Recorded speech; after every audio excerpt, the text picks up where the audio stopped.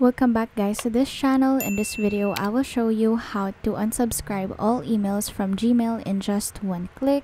So on your email or Gmail, search unsubscribe and then check this checkbox on the upper icons, and then on the search you will have to click this filter and then click create filter, and then check this deleted and apply for matching conversations, and then click create filter.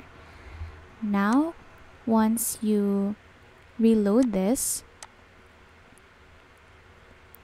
you will see that all subscriptions will now be moved to a filter and will be archived.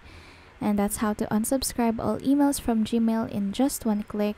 Thank you so much guys for watching. Hope this helped. Please do like this video and subscribe to this channel.